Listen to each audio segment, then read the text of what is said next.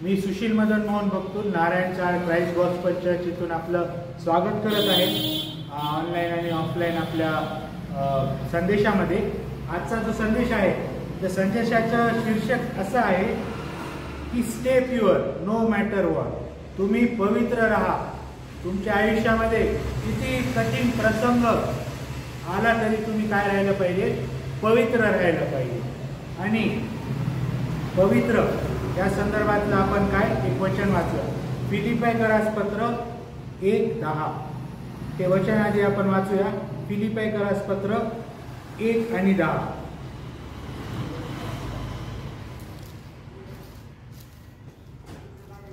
असे की जे श्रेष्ठ ते तुम्ही पसंत करावे, तुम्ही ख्रिस्ताच्या दिवसासाठी निर्मळ व निर्दोष असावे। तर काय दिलेलं आहे की जे श्रेष्ठ आहे ते तुम्ही पसंत करावे। कारण आपल्याला इथं काय दिलेलं आहे, फिलिप्पीकरास पत्र 1 आणि 10 आपल्याला इथं कमांड दिलेली आहे की तुम्ही नेहमी श्रेष्ठ गोष्टीच निवडल्या पाहिजे।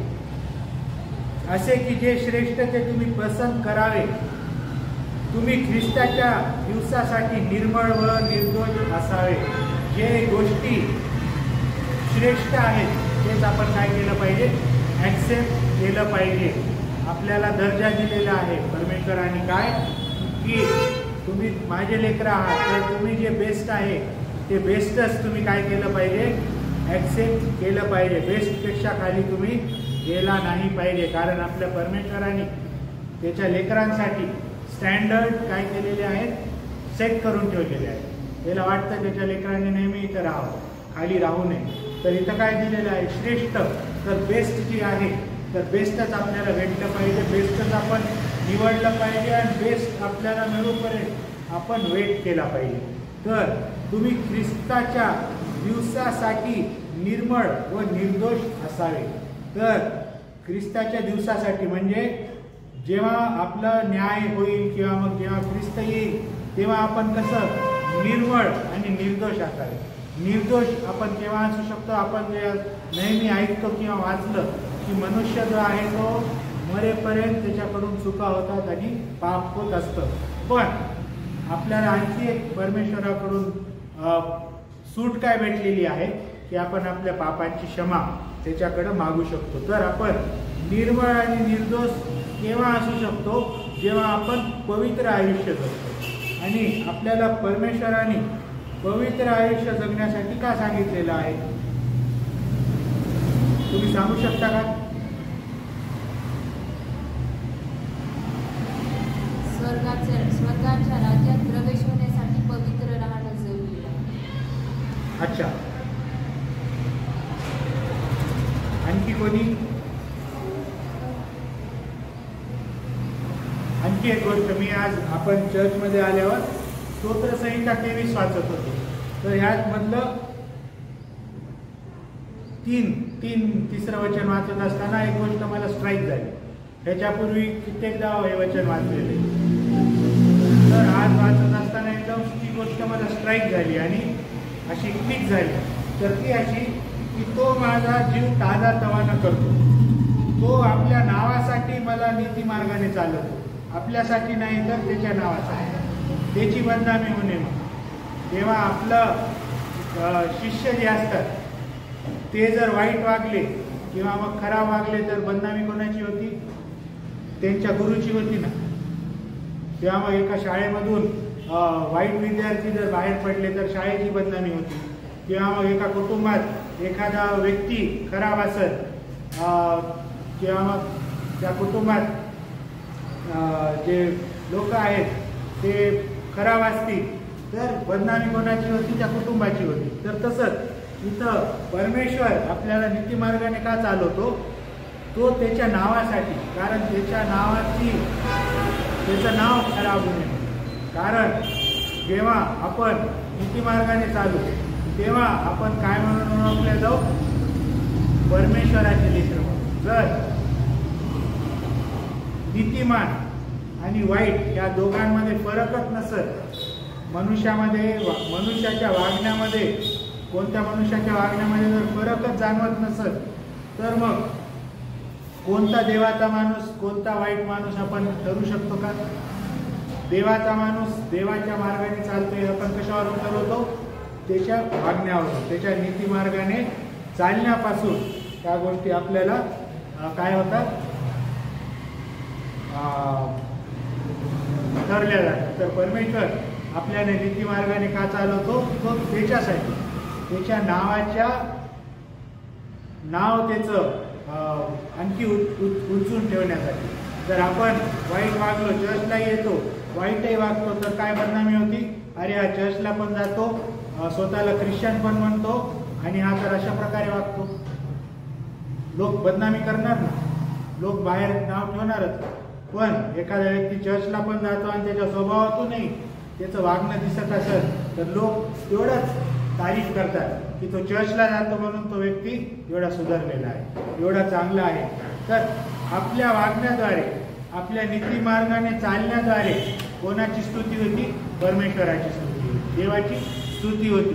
तर त्याच्या स्तुतीसाठी तो आपल्याला नीतिमार्गाने चालवतो. आणि जेव्हा आपण नीतिमार्गाने चालतो तर आपला तो काय करतो? त्याचे फळ पण आपल्याला देतो, बक्षीसही देतो, आशीर्वादही देतो, आपल्या प्रार्थना पण ऐकतो, आपलं आयुष्य पण तो चांगलं करतो. कशा प्रकारे? आपण जे पहिलं वचन वाचलं की उच्च गोष्टी आपल्या आयुष्यामध्ये तो प्रदान करतो. आणि इथं आणखी एक गोष्ट, मनुष्याचा जो स्वभाव आहे, मनुष्याचा जो स्वभाव आहे तो एवढा किचकट आहे की त्याला परमेश्वराने आज्ञा दिली तरी तो एवढी हिंमत करतो की त्याची आज्ञा तोडण्याची. हे काय? आपण नोकरी करतो, आपला बॉस आपल्याला काय करतो? टार्गेट देतो किंवा मग रूल्स सांगतो, तरी पण भरपूर लोक ते रूल्स तोडण्याचा प्रयत्न करतात. हे का नाही? तर मनुष्य एवढा निर्लज्ज आहे किंवा एवढा किचकट आहे की त्याला परमेश्वराने दिलेली जे हे आहे आज्ञा आहे तो मोडायला पण तो मागं पुढं पाहत नाही. म्हणजे त्याच्यामधली भीती जी आहे ती पापामुळं काय झालेली आहे? मेलेली आहे. काही लोक म्हणतात की कोण परमेश्वर काय करतो तू मला दाखव. परमेश्वराला डायरेक्ट चॅलेंज करतात. कोणता परमेश्वर आहे? क्या करता आज तक मेरे लिए, क्या करा, माझ्यासाठी काय केलं? कोण परमेश्वर? असेही बोलतात. जेव्हा एक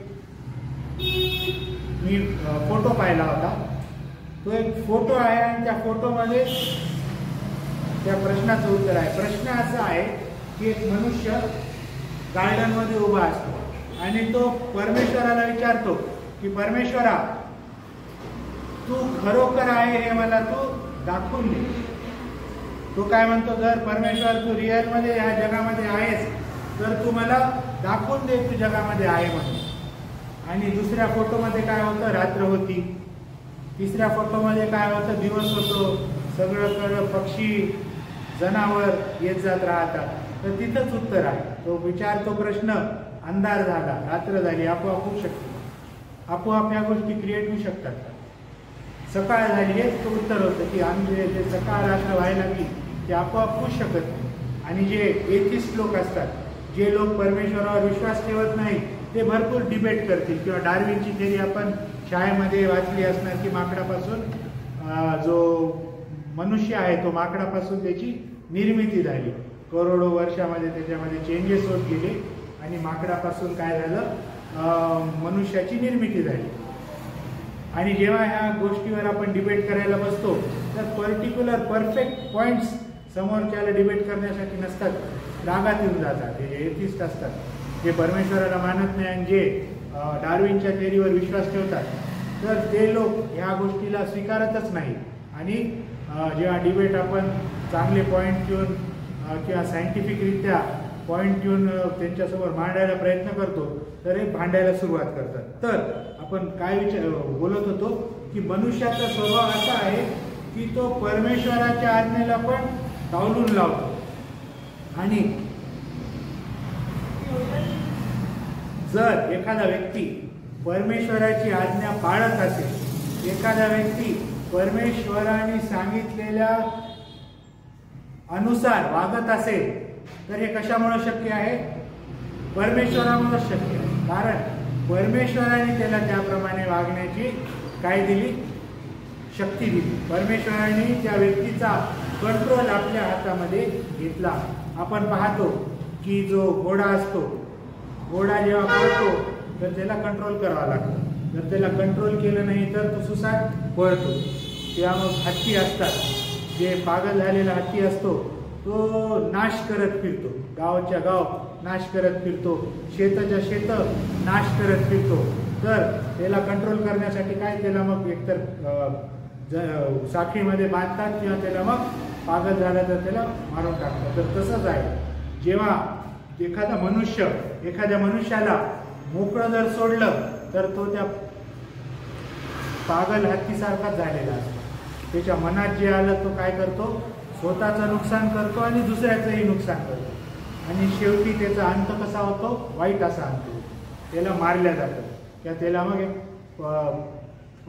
पिंजऱ्यामध्ये कोंडल्या जातं. तसंच मनुष्याचं आहे. तर आपल्याला आपल्यावर जेव्हा एखाद्या व्यक्तीचा पगडा असतो, जेव्हा आपल्याला एका व्यक्तीचा कंट्रोल असतो, तेव्हा त्या व्यक्तीमध्ये काय असतं, ऐकण्याची. जेव्हा एखाद्या व्यक्तीला कोणत्या गोष्टीची भीती असते तेव्हा त्याला ऐकण्याची पण त्यामध्ये काय असते, समज येते. किंवा मग त्या भीतीपोटी तरी तो व्यक्ती काय करतो, नीट वागण्याचा प्रयत्न करतो. जर त्याच्यामध्ये भीतीच नाही कोणत्या गोष्टीची तर तो बेभान असा पळणार आणि स्वतःचं आणि दुसऱ्याचं नुकसान करणार. तर जर एखादा व्यक्ती परमेश्वराने सांगितलेल्या अनुसार वागत असेल आणि पापांपासून दूर जात असेल तर ते पण कशामुळे शक्य आहे, परमेश्वराच्या तुमच्या आयुष्यामध्ये दखलंदाजीमुळे काय आहे, शक्य आहे. आणि इथं आपण पाहतो एक बायबलमध्ये देवाचा सेवक होऊन गेला, येशू ख्रिस्ताचा शिष्य होऊन गेला पाऊल म्हणून, तो प्रार्थना करतो इथं की देवा, की ज्या काही गोष्टी चांगल्या आहेत आणि ज्या काही गोष्टी हृदयामध्ये प्युअर आहेत त्याच गोष्टी ह्या लोकांना ऍक्सेप्ट करण्यास तू मदत कर. त्याच गोष्टी तू त्या लोकांना ऍक्सेप्ट करण्यास काय कर, फिलिप्पियर पत्रामध्ये आहे की तुम्ही ह्या सर्व गोष्टी ऍक्सेप्ट करण्यास यांना तू समज दे. आणि आपणही अशा त्या व्यक्तींमधूनच एक असू की जे काय करतो, परमेश्वराकडं प्रार्थना करतो. आणि एक आपण शास्त्रभाग वाचूया त्यापूर्वी, 1 योहान 3:3. 1 योहान 3:3 आपण वाचूया.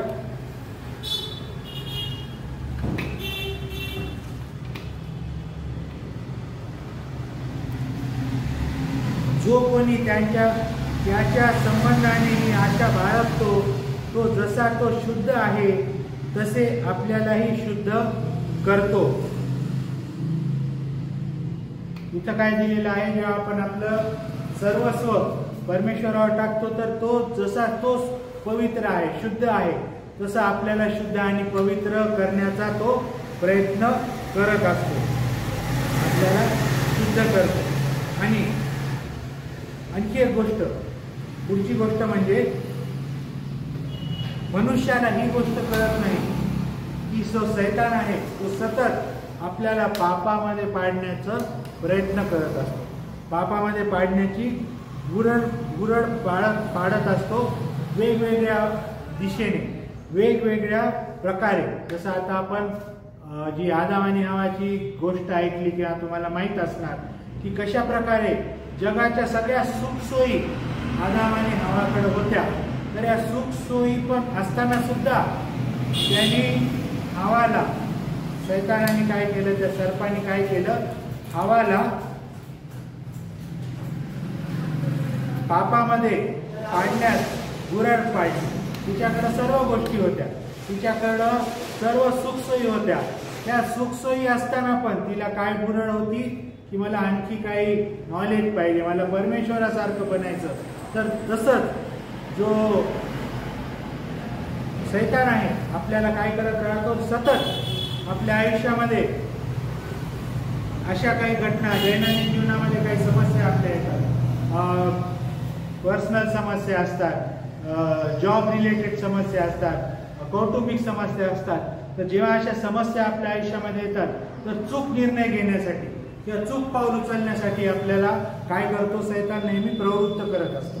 तर आपल्याला पूर्ण समज ठेवून त्या सर्व चुका होण्यापासून आपल्याला काय करायचं, स्वतःला सांभाळायचं आहे.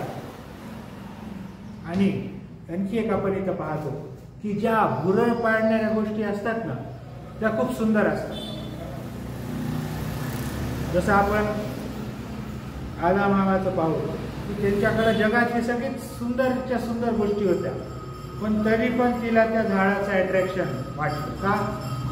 बहुतेक ते झाड चमकणारं असणार, त्या झाडावर अशी काही गोष्ट असेल की तिला बुरड पडला असेल, तिच्याकडे जगातल्या सगळ्यात देखण्या अशा वस्तू तिच्या डोळ्यासमोर होत्या, देखण्या अशा वस्तू तिच्या अंडर होत्या, तरी पण त्या झाडाची बुरड पडली.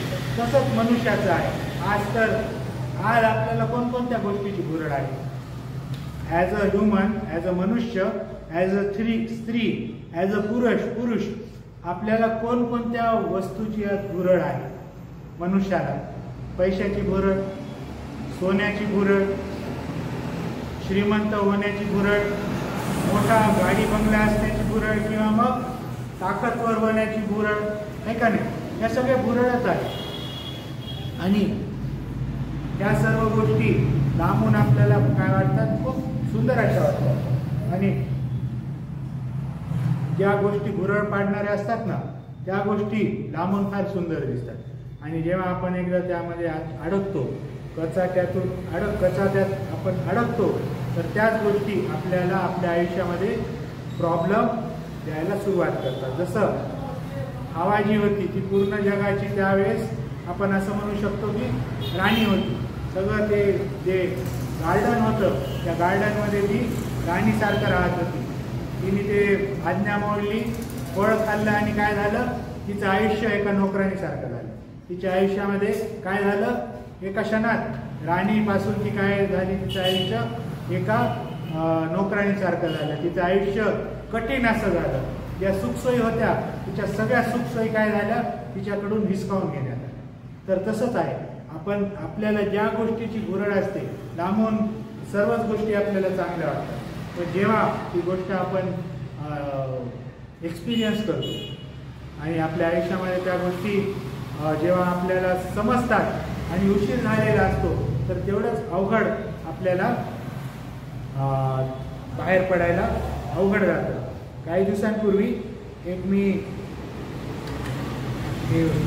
वचन वाचत असताना, आता संदेश देत असताना मला एक जॅपनीज कोट मी वाचला होता. जपानच्या एक जॅपनीज कोट मी वाचला होता की मला एकदम आठवला.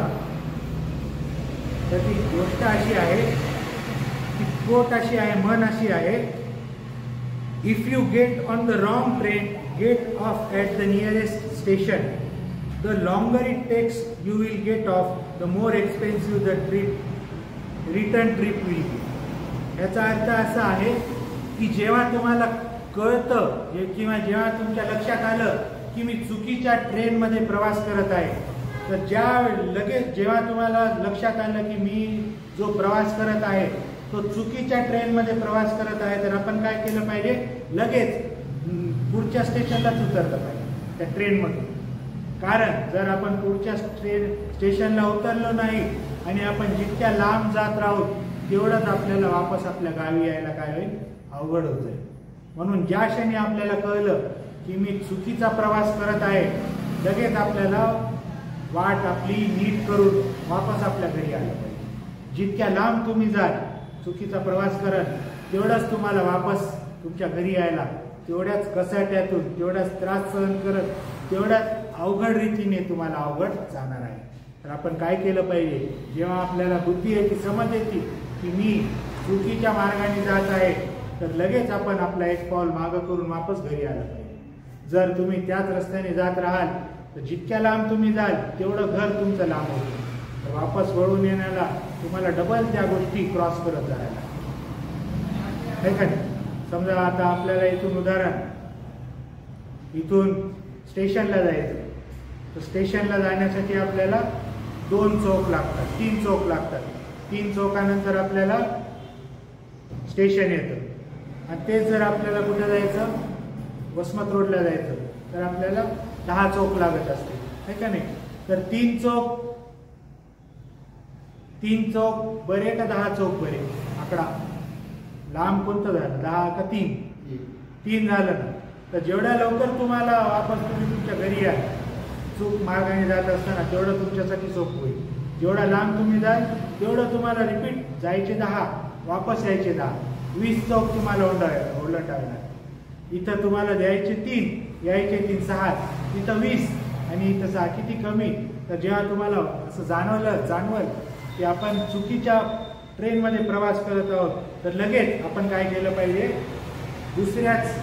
लगेच पुढच्या स्टेशनला उतरून वापसच्या परतीचा प्रवास आपण केला पाहिजे.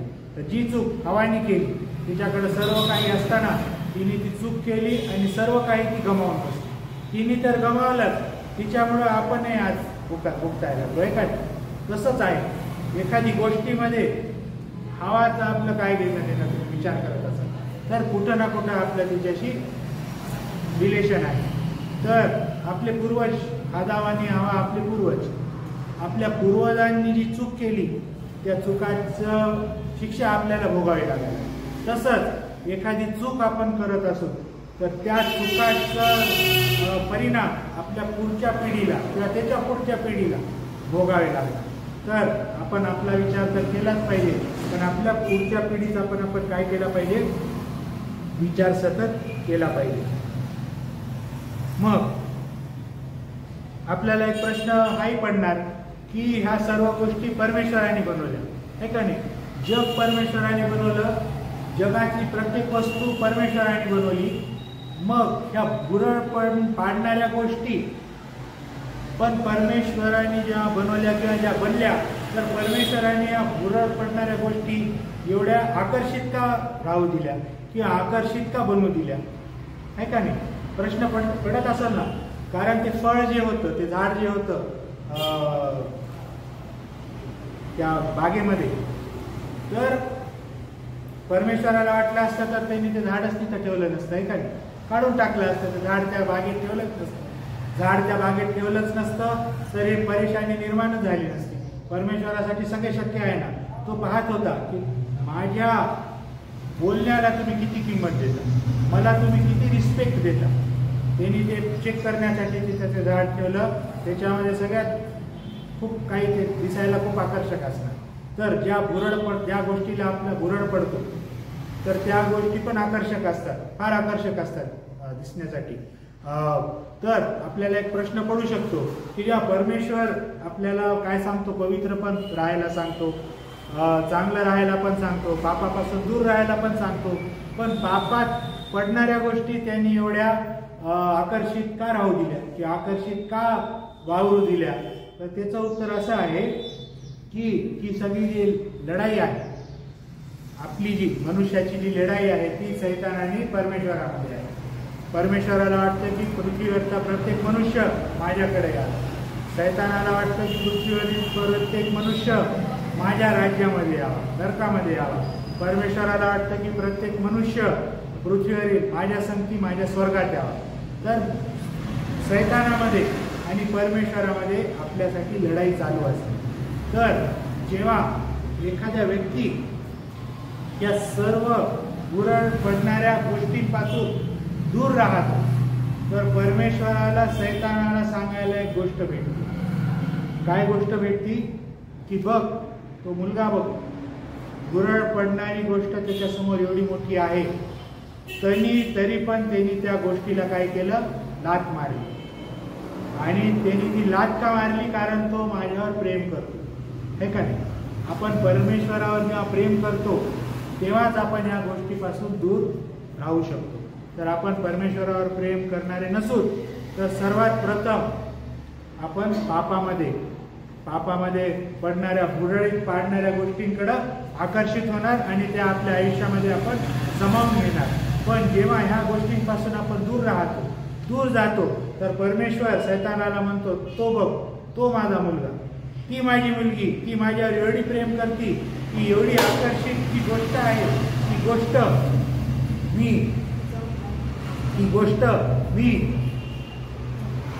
गोष्ट जी आहे ती त्या लेकराला गुराळा ते पाडू शकली नाही. आणि यामध्ये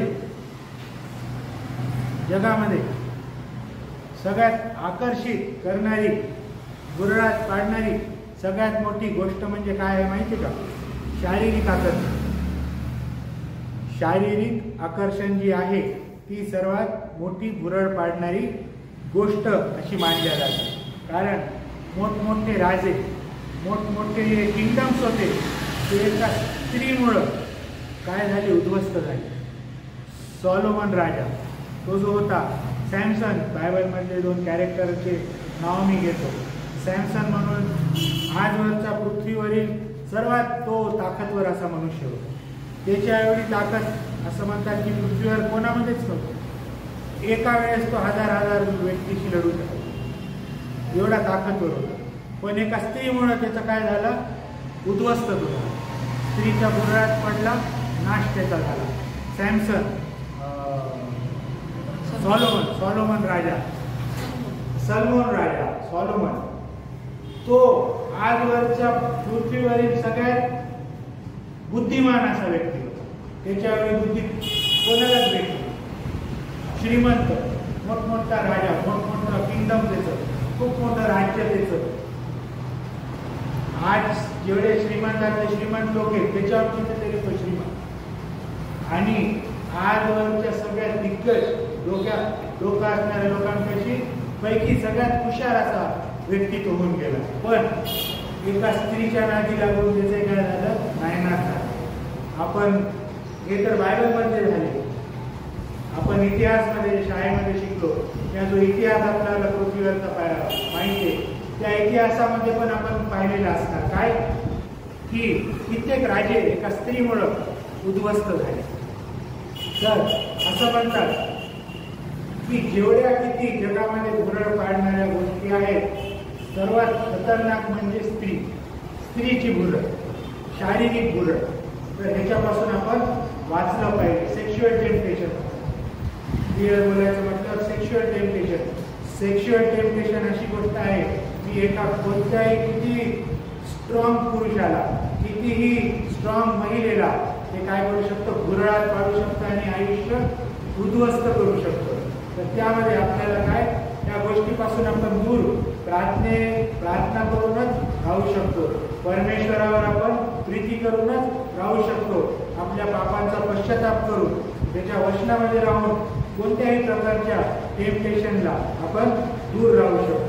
तर असं म्हणतात की जे आपण पाहतो न्यूजमध्ये पण तुम्ही ऐकत असाल की जे मोठमोठे पॉलिटिशियन्स आहेत त्यांचं स्टिंग ऑपरेशन होतं. स्टिंग ऑपरेशन तुम्ही पाहिलेलं असेल. तेव्हा मग वर्ल्ड वॉरच्या काळी काय करायचे, एखाद्या मोठ्या आर्मी ऑफिसरकडून सिक्रेट काढायचे असतील तर त्याला काय करायचे, त्याच्याकडे सिक्रेट एजंट लेडीज पाठवायचे आणि त्या बाईला त्याच्या भुरळात काढून त्याच्याकडून ते सिक्रेट काढले असायचे. आजही आपण पाहतो मोठमोठे लीडर्स न्यूजमध्ये तुम्ही कधी पाहिलेलं असणार की स्टिंग ऑपरेशनमध्ये एखादा मोठा ऑफिसर किंवा मोठा पॉलिटिशियन एका स्त्रीच्या भुरळामध्ये येऊन फसला आणि त्याचा कच्चा चिट्टा किंवा त्याचं जे लपलेल्या गोष्टी होत्या त्या बाहेर पडल्या. तर एका स्त्रीच्या भुरळामध्ये, एका पुरुषाच्या भुरळामध्ये पडून सेक्शुअल टेम्पटेशनमधून सगळ्यात मोठं जे आपल्याला भुरळ काढणारी गोष्ट म्हणजे सेक्शुअल टेम्पटेशन आहे. तर यापासून आपण दूर राहिलं पाहिजे, कारण या आपल्याला मोहात पाडणाऱ्या गोष्टी आहेत. आणि या जेव्हा मोहात पाडणाऱ्या गोष्टीपासून आपण दूर राहतो, दूर पळ काढतो, पळून जातो, तेव्हा परमेश्वर काय करतो, परमेश्वर सैतानाला पूर्ण ताकदीने बोलू शकतो, हा बघ माझा लेकरू, जे तू एवढं भुरळ पाडणारी गोष्ट केलेली आहे, बनवलेली आहे, त्याच्यापासूनही तो दूर राहिला का, कारण त्याचं प्रेम माझ्यावर तेवढं आहे. परमेश्वर आपल्याद्वारे, आपल्या वागण्याद्वारे तो हे करू इच्छितो की माझे जे पृथ्वीवरील लेकरं आहेत ते किती माझ्यावर प्रेम करतात. तर आपल्या वागण्याने आपण आपलं प्रेम त्याला दर्शवू शकतो. परमेश्वरावर आपण आपलं प्रेम कसं दर्शवू शकतो? आपण पृथ्वीवर एखाद्या आपल्या लेकरांना, वडील आपल्या लेकरांवर प्रेम कसं दर्शवतात? टॉईस देऊन, चॉकलेट देऊन, किंवा एखादं लेकरू जेव्हा मोठं होतं तर ते आपल्या वडिलांना, आईला कशा प्रकारे आपलं प्रेम दर्शवतं? वस्तू देऊन, नाही का? वडिलांना काही पाहिजे असेल, एखादा शर्ट घेऊन देतात किंवा जे काही सोन्याची अंगठी देणार, घड्याळ देणार, काहीतरी देणार. तर आपल्या परमेश्वराकडे तर सगळं काही आहे. तर आपल्याला आपल्या परमेश्वराला काही द्यायचं तर आपण काय देऊ शकतो? त्याला एखादी गिफ्ट तर आणून देऊ शकत नाही का? कारण ऑलरेडी त्यांनीच बनवलेले सगळं त्याचंच आहे. एकाच गोष्टीद्वारे आपण त्याला काय करू शकतो? गिफ्ट देऊ शकतो आपल्या वागण्यासाठी. आपलं चांगलं वागणं, आपलं पवित्र वागणं हेच परमेश्वराला आपल्याकडूनचा मोबदला. गुरु दक्षिणा जे म्हणतो, आपल्या गुरुला आपण दक्षिणा देतो, फीस देतो, किंवा आपण पास झालं तर आपण काय करतो? आपल्या टीचरकडे पेढे घेतो. तर आपण पृथ्वीवर एका मनुष्याला पैशाद्वारे किंवा एका वस्तूद्वारे किंवा मिठाईद्वारे काय करतो? आपला दक्षिणा देतो. पण देवाला, परमेश्वराला आपण आपली दक्षिणा कशाद्वारे देऊ शकतो? आपल्या वागण्याद्वारे. आपल्या वागण्याद्वारे म्हणजे पवित्र वागणं. तर अशाद्वारे आपण काय परमेश्वराला आपलं दक्षिणा देऊ शकतो. आणि त्यामध्ये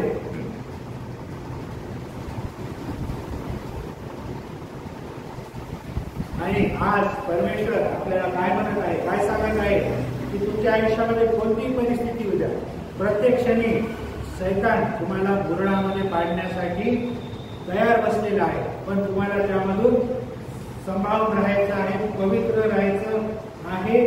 आणि काय केलं पाहिजे? तुम्ही दूर राहायला पाहिजे. एक वचन आपण वाचूया, रोमकरासपत्र 1:28.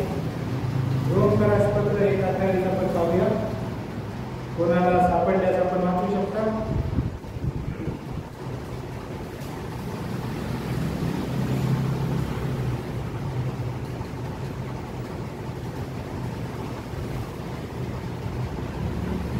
रोमकरासपत्र 1:28 मी वाचतो. आणखी ज्या अर्थी देवाची जाणीव ठेवण्यास ते मान्य झाले नाही, त्या अर्थी देवाने त्यांना अनुचित कर्मे करण्यास विपरीत मनाचा स्वाधीन केले. इथं काय दिलेलं आहे? या लोकांनी येशू ख्रिस्ताला, परमेश्वराला मान्य नाही केलं, तर त्या लोकांना परमेश्वराने पण काय केलं? अमान्य केलं. त्यांनी तुम्ही त्याला वडील म्हणून हाक मारले नाही, तर त्यांनी पण तुम्हाला मूल म्हणून ऍक्सेप्ट केलेलं नाही. जर आपण त्याला पिता म्हणून हाक मारू, पिता म्हणून त्याच्याकडे जाऊ, तर तो पण आपल्याला लेक म्हणून काय करणार? आपल्याला तो स्वीकारणार. तर आपण त्याला पिता म्हणून स्वीकारणारच नाही, तर तो पण आपल्याला लेक म्हणून कशाला स्वीकारणार? तर इथं वचन आहे, आणखी ज्या अर्थी देवाची जाणीव घेण्यास ते मान्य झाले नाही, त्या अर्थी देवाने त्यांना अनुचित कर्मे करण्यास विपरीत मनाच्या स्वाधीन केले. म्हणजे त्यांनी त्याला सोडून दिले. तिथे काय केलं? ज्यांनी परमेश्वराला ऍक्सेप्ट केलं, ज्यांनी परमेश्वराला ऍक्सेप्ट केलं, परमेश्वराने त्यांना ऍक्सेप्ट केलं. ज्यांनी परमेश्वराला रिजेक्ट केलं, परमेश्वराने पण त्यांना रिजेक्ट केलं. आणि ते ज्या अवस्थेत आहेत त्याच अवस्थेत त्यांना सडण्यास फेकून दिलं, पडू दिलं. पृथ्वीवर हे ख्रिस्ती जीवन जे असतं, जे आपण परमेश्वराला स्वीकारतो, तर आपलं आयुष्य ट्रान्सफॉर्म होण्यास सुरुवात होते. आपलं कॅरेक्टरच नव्हे, आपलं आयुष्य पण, आपलं दैनंदिन जीवन पण ट्रान्सफॉर्म होण्यास चेंज होते. पण जे परमेश्वराला मानत नाही, त्यांचं आयुष्य जिथे नरकासारखं असतं आणि मेल्यानंतरही त्यांना काय होतं? नरकामध्येच टाकण्यात येतं. तेच इथं सांगितलेलं आहे. ज्यांनी स्वीकार नाही केलं, परमेश्वराने पण त्यांना काय केलं? अस्वीकार केला. आणि ज्या अवस्थेत ते आहेत त्या अवस्थेतच त्यांना सोडून दिलं, पडू दिलं. तर इथं आपल्याला त्याला स्वीकारायचं आहे आणि मग आपलं आयुष्य कशा प्रकारे बदलतं हे पाहायचं आहे. आणि आज तुम्हाला मी हेच सांगू इच्छितो की तुम्ही आयुष्याच्या कोणत्याही परिस्थितीमध्ये असा, कशाही प्रसंगामध्ये असा, कितीही मोठ्या प्रॉब्लेममध्ये असा, कारण जेव्हा आपल्यावरती प्रसंग येतात, प्रॉब्लेम येतात, तेव्हा सगळ्यात मोठा शैतानाला चान्स भेटतो काय करण्यासाठी, आपल्या आयुष्यामध्ये आपल्याकडून चूक गोष्टी करून घेतो. तर जेव्हा आपल्या आयुष्यामध्ये वाईट प्रसंग येतात किंवा वाईट गोष्टी घडतात, तेव्हा आपण काय केलं पाहिजे, धीट राहिलं पाहिजे, परमेश्वराचं वचन आपल्या लक्षात ठेवलं पाहिजे आणि चूक पाऊल उचलण्यापासून दूर राहिलं पाहिजे, जेणेकरून आपल्याला आपण तर त्यापासून स्वतःला बचावतात, पण आपल्या पुढच्या पिढीला पण आपण काय करू, त्यापासून प्रोटेक्ट करू.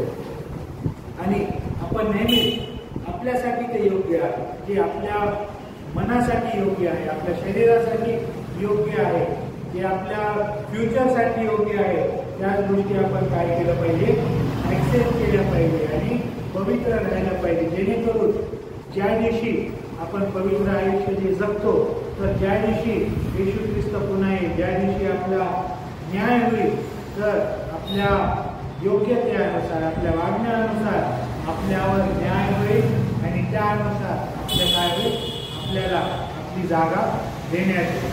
तर आपण आज विचार केला पाहिजे, आपण आज हे ठरवलं पाहिजे की आपल्याला कोणत्या जागी राहायचं आहे. चांगल्या जागी आपल्याला राहायचं आहे का अशा जागी राहायचं आहे जिथं परमेश्वर तुमच्यावर लक्ष पण देत नाही. जेव्हा आपल्यावर लक्ष असतं तेव्हा आपलं आयुष्य चांगलं असतं. जेव्हा आईवडील लेकरांवर लक्ष ठेवून दमदाटी करून त्याला मोठं करतात, तेव्हा ते मूल मोठं होऊन कंट्रोलमध्ये राहतं किंवा मग त्याला एथिक्स असतात, त्याला गुड मॅनर्स असतात. पण जे असं म्हणतात, एक गोष्ट मी वाचली होती की असं म्हणतात की वडिलांचं एका लेकराच्या आयुष्यामध्ये असणं फार गरजेचं आहे. कारण असं पाहण्यात आलं की जे 80-90% गुन्हेगार आहेत, पुरुष गुन्हेगार आहेत, ते अनाथ आहेत. कारण त्यांच्या आयुष्यामध्ये वडीलच नव्हते, त्यांना त्यांच्या वडिलांनी कोणत्या मार्गच दाखवला नाही, म्हणून ते मार्ग चुकले आणि आयुष्यभरासाठी ते मार्ग चुकले. जरी आपल्या आयुष्यामध्ये भरपूर लोक असे असतील जे अनाथ असतील, ज्यांना वडील नसतील, तर आपण हे लक्षात ठेवलं पाहिजे, जरी आपल्याला पृथ्वीवरील आपल्या वडील आपल्याला नाही का, तो पण आपला देव जो परमेश्वर आहे, ते वडील आपल्यासाठी आज पण आहे. आणि पवित्र आपण जगायला काय केलं पाहिजे, सुरुवात केली पाहिजे. प्रसंग कसाही असो, कोणताही असो, कारण बुरळ पाडणारी गोष्ट अट्रॅक्टिव्ह असते आणि जेव्हा आपण त्या अट्रॅक्शनच्या बुरळात पडत नाही, आपण दूर पडतो आणि आपलं मन कंट्रोल करतो, तेव्हाच आपण आपलं आयुष्य जिंकतो. आणि जेव्हा आपण आपलं आयुष्य जिंकतो, तर हे परमेश्वराने सांगितल्यानुसार जे आपण वागतो किंवा मग त्यांनी दाखवल्यानुसार पवित्र जगतो, तर आपल्याकडून तेच एक रिवॉर्ड परमेश्वराला आपण देऊ शकतो. याच्यापेक्षा आणखी काय आपण परमेश्वराला कोणती भेटवस्तू देऊन खुश करू शकत नाही. परमेश्वराला आपण एकाच गोष्टीने खुश करू शकतो, त्यापैकी एक म्हणजे आपलं वागणं, पवित्र जगणं, पवित्र जीवन.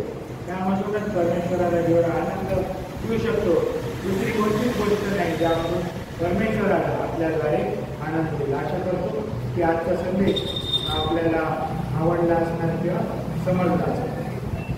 धन्यवाद.